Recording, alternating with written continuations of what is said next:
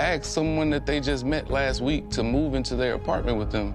Actually, we encourage people to do that. I encourage people to do that because to start with the idea that this is a committed relationship and I want to think for the long haul. Am I the only one who's side-eyeing Dr. Pia and Pastor Carl? Because, okay, fine, I get that they sat down with MM and Ikechi and spoke to them separately. And we can tell, I can tell that Ikechi is afraid of Pastor Carl. Because the man he is in front of Pastor Carl is totally different to the man he was in front of Dr. Pia. He's totally different. He's very well composed. He's very well behaved. And yet he wasn't like that. And so the audacity for the experts to try and encourage these people to move in together doesn't make sense. What if he makes more allegations against this woman? He's already said the worst of the worst. I agree with Dr. Pia asking, MM, that why do you want to give him another opportunity? Why? Oh, I don't get it. Anyway, hey there. Thanks for stopping by. It's your girl, Valerie. Welcome to my channel. If you're new here, don't forget to subscribe, click the like button, turn on the notification bell for when I upload new videos, share, and definitely leave a comment. In this episode, I'll be reviewing Married at First Sight, season 18, episode 11. Hopefully, I've chanted enough usas to see me through this episode because this man, Ikechi, is getting on my last nerve. He really is. Anyway, so we start off with Carla. Carla, she gets a visit from her sister, and her sister, I think she had a conversation with her family, and her family told her it's not a good look that you're coming across as very disorganized, as though you don't know what you're doing, you don't have a job, you don't have anywhere to stay. So I think she must have had a conversation with her sister off camera, and the sister said, okay, I'll come and we'll put some makeup on this pig and try and get it to look pretty. Because she comes over with food, they sit down, and Carla is sort of saying, I've had a client come round, so my clients are continuing to come and see me, and I'm doing their hair here while I try and organize myself. And then she brought up the thing about one that is very structured. Yes, he is very structured. He is very structured. He wants to know what's happening, when is it happening, how is it happening, how long will it last, and whatever. So they get to this conclusion that, Carla would benefit from having one around because he will help her start her business. And this is what he's been encouraging her. This is why he took her to the warehouse last week, because he wanted her to see how he works and what he does. And so as to inspire her. And so hopefully it's not just lip service, because the sister even owned up to the fact that Carla lacks sort of structure. Carla apparently is always all over the place, and she's always sort of changing her mind about things. Well, that's the way it came across to me. So hopefully being around Juan, even if she doesn't live with her marriage, hopefully she can live with her business. I said this last week that even if she doesn't live with her marriage, at least allow her to live with her business. I think even if they don't work, as they are not working, Juan would still be open to the idea of helping her with her business. So hopefully she takes this very seriously. She says, she wants a loving, caring husband and whatever. And it's like, you can't want too many things, Carla. Focus. You struggle to focus. Maybe do the business thing first, and then hopefully the husband will come along. You don't need to fight for things that are not there. You and Juan are not there. You're not telling us what it is, but something is not working or something is not clicking. So let's leave it and let's work on what's working. So we have MM's morning diary where she's talking about the fact that Ikechi has moved out. Well, it is what it is. It was fun while it lasted. Good for you. You deserve someone who will appreciate you for who you are. Anyway, you have him meet up with Pastor Carl. I don't think he thought he was meeting up with Pastor Carl. You could see he was taken aback when he walked into the room and realized that the expert he was meeting was Pastor Carl. I think he expected Dr. Pia and he expected to railroad her, but he was surprised to see Pastor Carl. I don't think he wanted to meet up with Pastor Carl, neither did he want to meet up with Dr. Pepper, because Dr. Pepper does not take any BS, just same as Pastor Carl. For him to make excuse after excuse after excuse, he's nitpicking, he's looking everywhere for an excuse as to why he's treating this woman badly. Oh, she asked me to go into the shower with her. Oh, she asked me if I'm going to move in with her. So you wanted her to move into your flat. Let's get back to that. You wanted her to move into your flat as compared to where she's living. Make that make sense. There's not enough room for just you, and yet you want her to move in with you. All this came about as a result of the fact that you were intimidated. When she came to your place, you thought you were the idiot and you thought you'd be impressed. And she faked to like she was being impressed, but then when you went to her house, you realized that actually she was faking. Mine is nothing. It's a corner shop as compared to where she lives. And so for you to use it as an excuse to say, oh, she asked me if I was moving in with her, a stranger, somebody she barely knows. So when were you expecting to have this dialogue on decision day? What were you expecting? Even Pastor Carl was taken aback. I didn't hear any excuse as to why he's treated this woman this badly. And for him to say to Pastor Carl, oh, she's been disrespectful, she's been this, that, and the other, and I haven't. And Pastor said, no, but you called an a-hole. So, and then you went, oh yeah, that's disrespectful of me, but it's the way she was reacting. Oh, and you said this, oh, but it's the way she was. So he's blaming his bad behavior on her, and he's blaming her bad behavior on her as well. Make that make sense. So he's an angel. He hasn't done anything wrong. The audacity to be upset that she came into this marriage wanting a marriage and has done her best to make sure that she leaves with a marriage doesn't make sense. It does not make sense to me.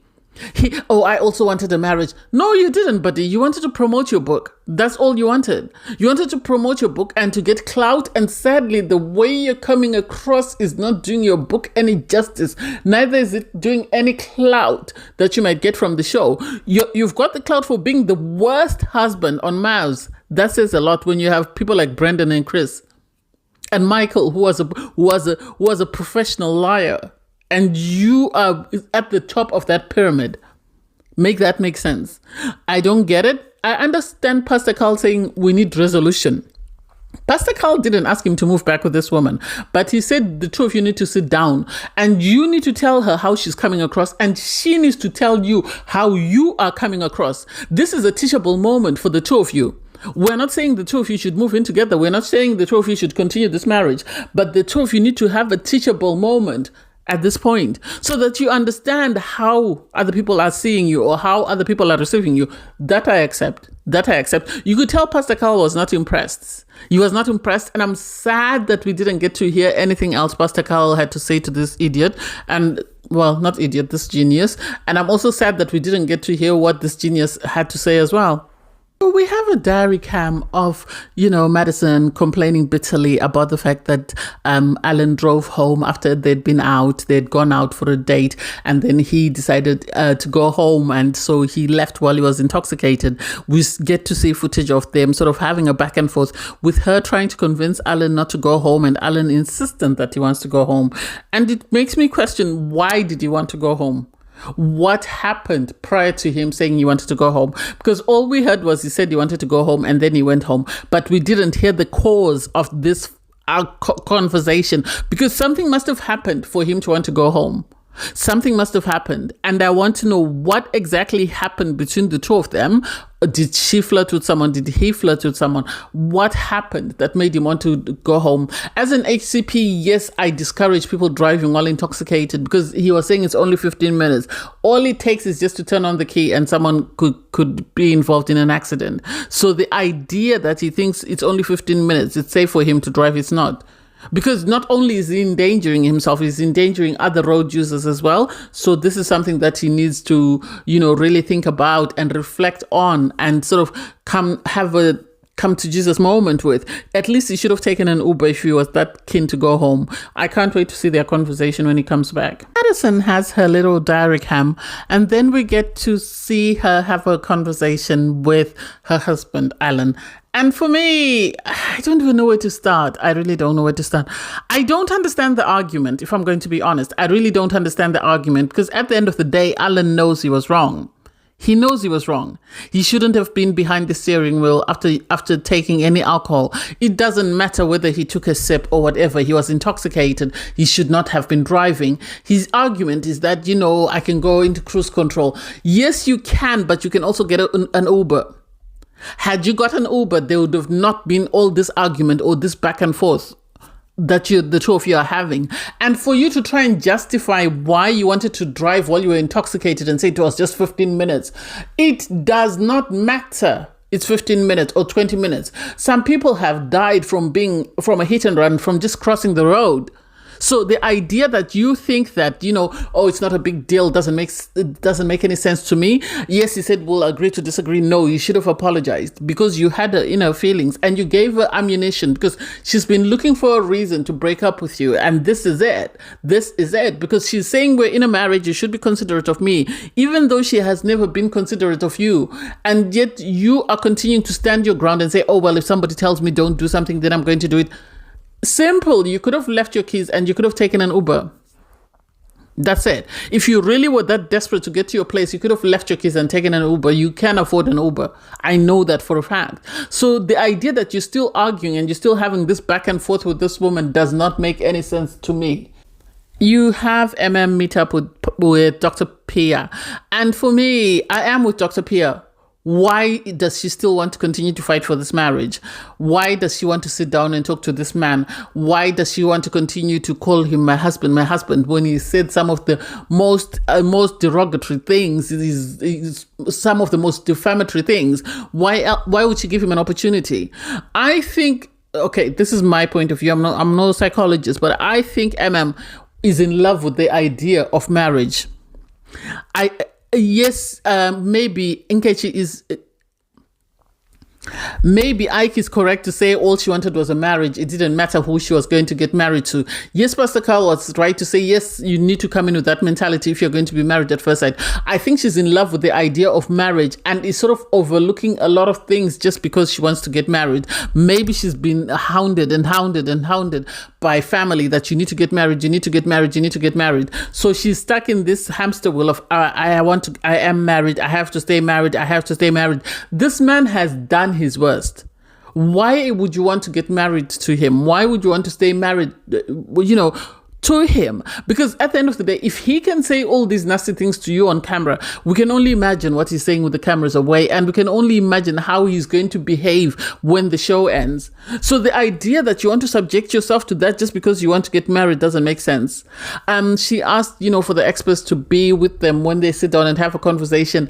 I don't think they need to sit down and maybe a conversation to say goodbye, this is it. But I don't think they need to have a conversation as to try and rebuild that, because there's nothing there to rebuild. There is nothing to rebuild. That marriage is over and done with. He said his worst. Instead, she needs to go and get a lawyer to file for a divorce or an annulment. And also, she needs to get a lawyer and sue him for defamatory comments.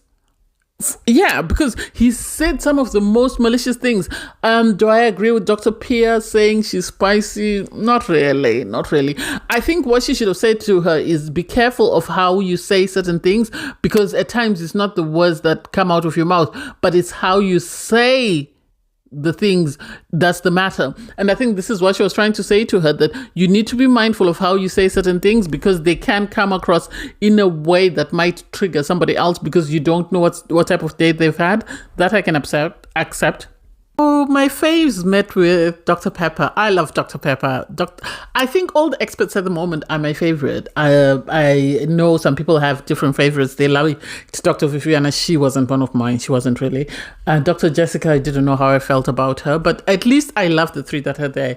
Anyway, my favorite sat down with Dr. Pepper, and I think because their marriage has been doing so well, Dr. Pepper decided to have a therapy session with them to sort of offload their baggage in a healthy way, whereby they are safe because she is there to help them sort of navigate that.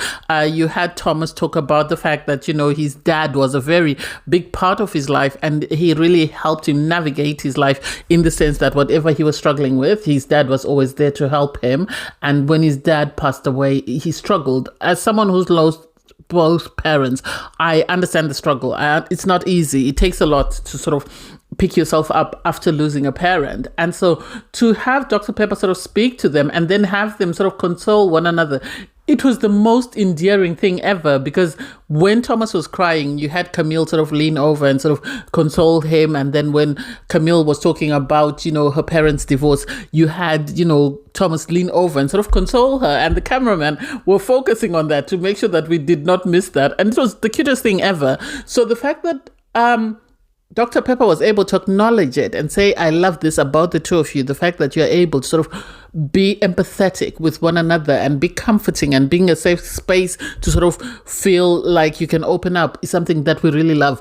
I know certain people were sort of critical of it, that why are they sort of opening wounds that don't need to be opened? I think it was important. I think it was important because it allowed them to offload baggage that they might not otherwise have offloaded, because their marriage seems healthy at the moment, but at times the baggage we bring with us into a relationship can affect the progress of the relationship. So for them to understand where the other person is coming from, their idea of marriage, their idea of support, their idea of a parent, or when they have children, for, Camille to sort of understand, the way Thomas is going to navigate that. I really loved it. And I loved that Thomas was able to ask for what he wants in this relationship, in the sense that he wants Camille to open up. This is something that he's been waiting for. And she seems to hold on to everything because her parents separated when she was young. And I think she felt like, she agreed that she had to protect her sister. And in protecting her sister, she didn't allow herself to feel certain emotions. So that was really heartwarming to watch. When they went back to their apartment, they were talking about it and they were acknowledging their progress, and they weren't sort of hypercritical. The thing with Camille and Thomas that works, that I wish had is the fact that these are two people that came in wanting to get married, were matched with someone who, although that person did not meet all their requirements, they saw the positives far outweighed the negatives and decided to make it work. And so they're working on their relationship. They talk about the future and how they're going to get there, which is amazing. Even in his confessional, you had Thomas sort of say that he wanted to always be a safe space for Camille, to allow her to open up and to sort of express anything she was going through. And he knows it's a work in progress. He even told her that, opening up is a work in progress. I am someone who used to hold into a lot of things, and it took a lot of time for me to sort of open up. So him acknowledging that it's not easy and he understands the challenges she's facing was very amazing for me. This is why they are my favorites this season. This is why they are my favorites.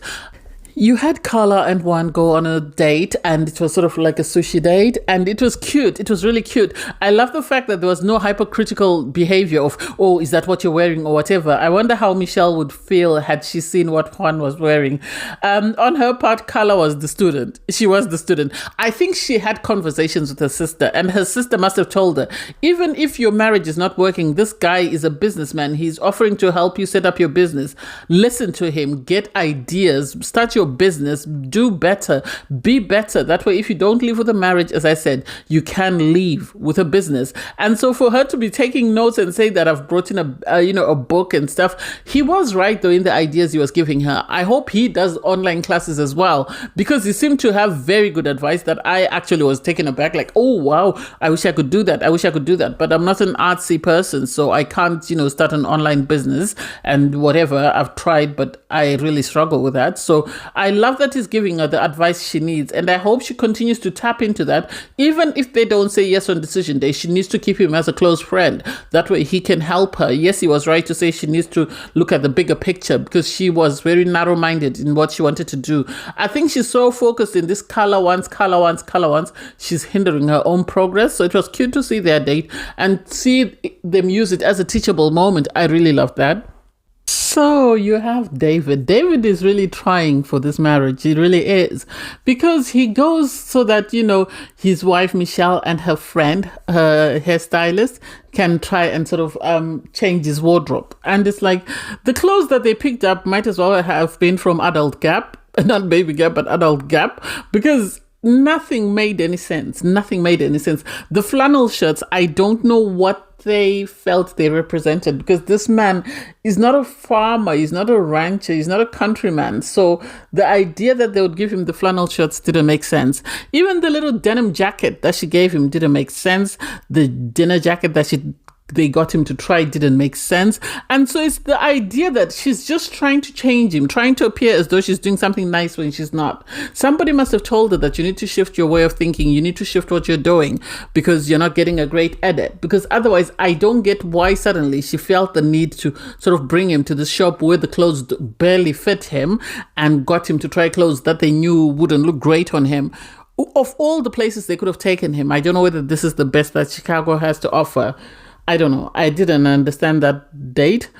You had Alan have this confessional where he was talking about the fact that he feels like Madison doesn't like anything about him. He feels like he's constantly trying to change himself so that she can like him, and nothing he does makes things any better, which I get and I understand, because we're yet to see exactly what she likes about this man. Every time a question comes, she swerves the question. And so it makes you ask yourself, am I in a marriage with someone who likes me, or am I just pushing it till decision day? They meet up with Dr. Pepper. Dr. Pepper was amazing. I love Dr. Pepper. I always say this, that she has this nurturing, mothering way that she does her therapy with couples that just makes them want to listen and want to do what she's saying. Yes, we got to find out about Alan's growing up and, the custody battles that he went through. And you could see Madison sort of opening up. And then she spoke about her mom. It sounds like her mom had an issue with alcohol. And this is why she really felt upset when this man wasn't taking her seriously. So it's good that they got to open up in front of Dr. Pepper and sort of learned a bit more about each other.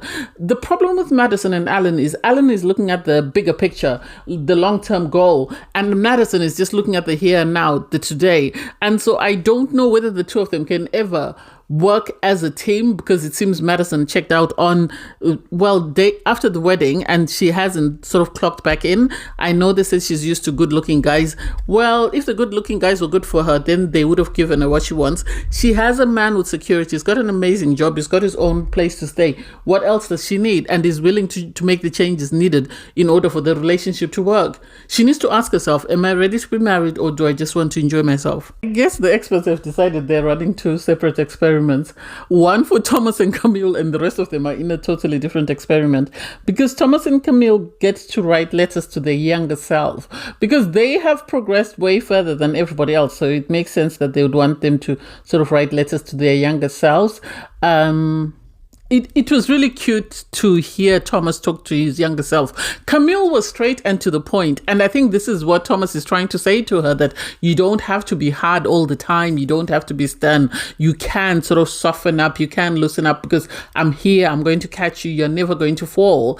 And so to hear Thomas's sort of letter to himself and Camille's was a bit, yes, I liked the end where she spoke about Thomas, but she focused more on sort of praising Thomas than she sort of spoke about speaking to her younger self. I think once they finish the experiment, they both need to go to couples therapy, and they need to work on the issues that they have so that they give themselves a fighting chance. I like that Thomas was able to explain to her that I will always be here. If there's anything that triggers you, anything that makes you feel unsafe, let me know, and we can work on it. We can do the work together. So Camille won the lottery this season. It seems Camille won the lottery as compared to the other girls. So I'm so happy for her on that.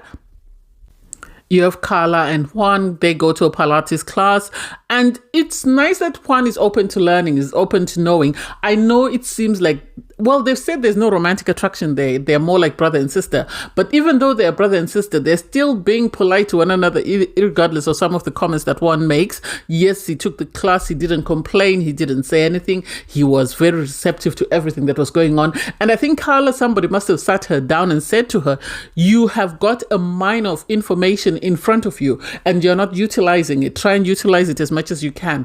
So for her to take one and say, this is what I'm trying to do, this is who I aspire to be, so I'm trying to come up with a way of getting there, was amazing. I really hope he helps her sort of start her business. I know I'm a bit hypocritical given the fact that I criticized Gina heavily on promoting her business, and here I am encouraging Carla to sort of get ideas on how to start a business of her own. I think Carla has treated her husband differently from the way sort of Gina treated her husband. And this is why I'm sort of more lenient with her. I'm more patient with her. And I can't wait to see what happens with her. I think I see what the experts mean, because you had in her car having a diary cam saying, I'm going to meet up with my husband and I hope he tells the truth. And it's like, you need to stop labeling this man your husband. This man is not your husband. This man stopped being your husband the moment he made I don't want to call them false allegations. The moment he implied that you were, trying to take something from him without his consent. That's when he stopped being your husband. That's the moment he stopped being your husband. You need to understand that you are not defined by a man or a relationship. You can be okay as you are. Your person will find you. This man is not your person. Anyway, so they meet up with the experts, Pastor Carl and Dr. Pia, and they sit down and they have this conversation to sort of address where they went wrong. I feel like Pastor Carl and Dr. Pia should have held his feet to the fire about the allegations that he made in regards to his wife saying she's forcing herself on him. I think that should have been addressed. I think they shouldn't have brushed over it. This is something that needed conversations to be had. This is something that needed to be sort of buttoned up in regards, did she actually do that? And if she did that, what do you want to do? Do you want to place charges? Do you want to whatever? If she didn't do that, you need to own up and you need to apologize. But that wasn't addressed. They spoke about, how people perceive what we say. And so they were able to sort of dissect what both parties were saying and sort of make sure that they understood what the other person was trying to say in regards to their relationship. I remember when Pastor Carl met with Ikechi, he said they wanted to finalize things. I thought they were going to sit down, address the issues of the allegations made, apologize to one another, and then keep it stepping. So the idea that Dr. P is suddenly encouraging, I think this won't work unless you move in together. How are they moving in together when he says he fears for his life? When he's made so many oh God, I need to stop saying false. When he's made allegations about, this woman, if tables were turned and if she were making allegations against him, would you all still be encouraging her to stay in this marriage, or would you be telling her to run for the hills? Make it make sense. I don't get it and I don't understand it, and don't understand how the experts were able to sort of get them to agree to move in together. I feel like Ikechi is afraid of Pastor Carl, and so he's agreed to move in because he doesn't want to sort of battle Pastor Carl. But as soon as he moves in, he's going to be looking for excuses as to why he shouldn't be staying there, and he doesn't feel safe in staying there. I can't wait for this to fall apart. I really need it to fall apart so that they can both go their separate ways and my girl can sue him. Oh my God, I wish I'd actually studied law before. I always wanted to be a lawyer. Maybe I would have represented MM. Anyway, I digress. Thanks guys for watching. Please don't forget to like, share, comment, and subscribe, and click the link in my video to watch my review from episode 10. Bye guys.